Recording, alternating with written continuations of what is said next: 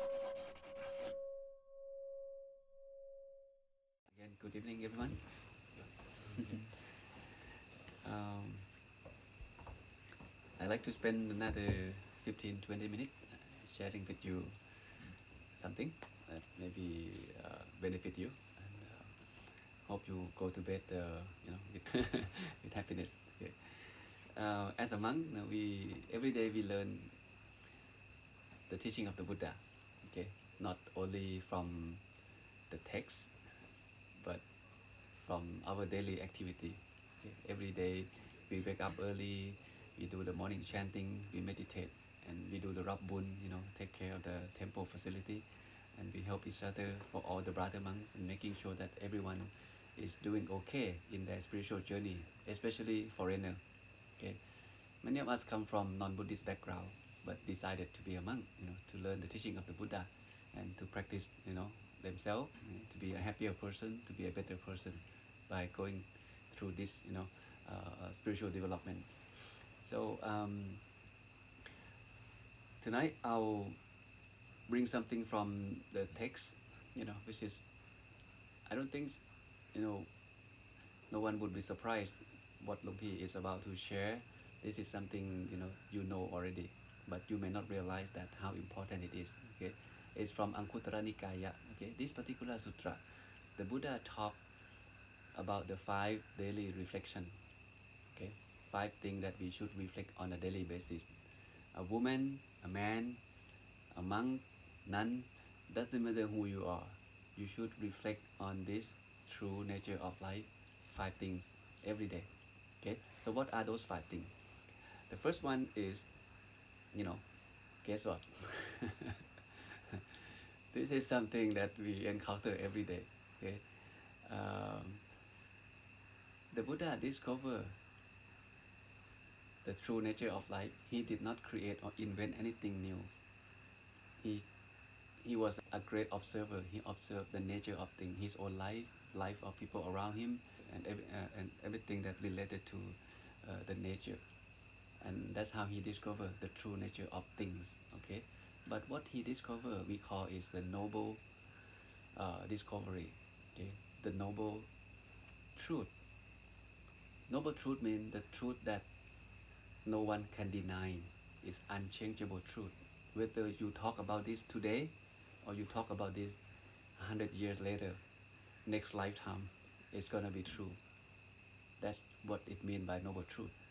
Okay, so as we just did the evening chanting and the Dhammacak, in these 2 chanting we also reflect on these 5 things, whether you know it or not, and it's include in the morning chanting as well. Every day we reflect on, the nature of life, but we just don't know the meaning of the Pali unless we actually look at it, what it means. Okay, and this particular sutra, the Buddha summarized 5 things. Okay, what are those 5? The first one, he said, Bhikkhu, there are 5 things that should often be reflected upon woman, man, by a householder, or by the one who gone forth, or people like us who become a monk. What are those 5? The first one, a woman or a man, a householder, or one gone forth, should often reflect, I am subject to old age. I am not exempt from old age. That's the first one. So we all getting old, right? Can anybody deny that fact? And in fact, we know that we get old, but what the benefit of you knowing that fact that you're getting old? Does that help you on anything? When things happen in life, does that help you to prepare anything? But Buddha look at things, this simple fact of life in a deeper dimension. Okay, when did we actually getting old? 50, 70? In fact, the first day that we come out of our mother womb, the day that we born, that's the day that we get old. We get old every single breath that we take. We just don't notice that until the time goes by, 10 years, 20 years, 50 years. You haven't met your friend for 20 years, and then you notice that, oh, you're getting old. I'm getting old too. You have gray hair already, or you have no hair already. And that's how we can notice. but in fact we're getting old every day. Okay, and the second one is, I am subject to illness. I am not exempt from illness. Everyone, you know, getting sick from time to time. Okay, old age and sickness come together. Okay, and the third one is that I am subject to death. I am not exempt from death.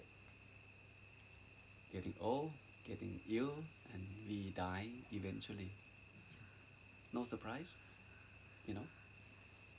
But to the Buddha, this is something, get his attention. No one pay attention to this nature of life, but he want to know why. He want to know, is there any way out? And that's keep bothering him about the fact that he discovered. Okay, and number 4, I must be parted or separated from everyone and everything that I love. Same thing that we chant, right? We, eventually we will separate from everything that we love, human, animal, object, no matter how much you love. And in fact, we will be separated from something that we don't love or don't like either. No matter how much you hate that person or how much you love that person, eventually, separation is going to be happening for sure. Okay. And the last one, I am the owner of my kamma, the heir of my kamma. I have kamma as my origin, kamma as my relative, and kamma as my resort. I will be the heir of whatever kamma, good or bad, that I do. Okay? Every action has consequence, and everything that we do, okay, good and bad, okay, we will be responsible for that action. And that's the law of karma, is the law of nature that the Buddha discovered. These are the 5 things that actually mentioned in the text 2,500 years ago. It seems simple, but not many people pay attention on that. And not many people do a daily reflection. The Buddha keep us reminder, hey guys, you should remind yourself of these 5 simple facts of life. For monk, we have more than that. Okay, we do a 10 reflection of monk's life, but this is, in general, these 5 things, if you keep repeating, reflect on this on the daily basis, it helps a lot. What are the benefits of reflecting on this simple fact? Again, this is noble truth of suffering. The noble truth of suffering. Okay, the Dhamma chapter that we just chant, birth is suffering, getting old is suffering, illness is suffering, death is suffering. My question to you is, why birth is suffering? You don't have to answer me. Getting old is suffering, sickness is suffering. Understand, no one like that. Why death is also suffering? Birth and death. This is your homework tonight. Okay, I will not give you an answer. Why birth and death are suffering? Okay, keep that question in mind. But for getting old, getting sick, nobody can deny that it is suffering. No one like to get old. No one like to get sick. It is suffering. We're not happy about that. But why birth and death are suffering? Think deeper. Okay, you will learn a lot. So, if we actually reflect on this on a daily basis, whatever happened, okay, today may be a bad day, a lot of things went wrong at work, at your relationship, at school, your employee, your customer, all things seem to went wrong today, and you come home and then you feel suffering. You don't know what to do. You don't know who to blame, and you end up blaming the world, blaming yourself. Some people even go, choose the wrong direction, committing suicide or harming others. But by reflecting on that, okay, whatever happened, maybe someone hurt you, someone don't like you, you come home, you reflect on this before going to bed. Okay, not only you, are subject to getting old, getting sick, and eventually die. The person that harmed you and hurt you also subject to the same thing. All of us in this world, whether the person is bad or good, like you or don't like you, support you or hurt your feeling. We, okay, both of us or all of us are subject to the same thing, to this noble truth of suffering, that we getting old, he also getting old. The one you hate or the one you love, getting sick someday, will be eventually die, and we all will be separated. So the good news is we have ability to develop our kamma. That's number 5. You don't have to go around and start hurting people or killing people. It doesn't solve any problem. It make it worse. Instead of going out there and start hurting people and killing people, why don't you stop and reflect on yourself that, hey, I have ability to develop and control my kamma, instead of commit the wrongdoing physically, verbally, mentally to other. So you do opposite, because it is said you are the heir of your kamma. What you do will follow you. You do good, good follow you, goodness follow you. You do bad, and badness follow you. People do bad to you, sorry for them. Badness will keep following them. Someone cheat on you, someone hurt your feeling, forgive. They are the owner of their kamma. You also the owner of your kamma. If you forgive right away, you feel relaxed, you feel relief. You can keep your happy mind, go to bed at peace.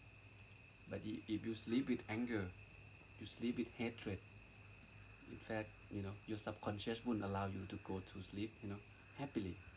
You will awake. Sometimes you have a dream like killing that person or chasing around people that you don't like. So these are something that the Buddha emphasized, that you reflect on this and think deeper, critically thinking, not just read and okay, I understand. Okay, we born, we get old, we die, we separate. You don't gain any benefit unless you think deeper and put it into practice. You actually reflect upon it and you actually understand it. Then it can benefit you. But if you don't actually, you know, think deeper and put into practice, you learn nothing much and you gain nothing much. And also the Buddha talked to the monk that if you seek for true liberation, okay, ordination is another way out from this realm of suffering. Ordination help us to reflect on this in a deeper dimension, because monk we meditate a lot. With the clear mind, you see the true nature of things, the true nature of life in much deeper dimension than people who don't meditate.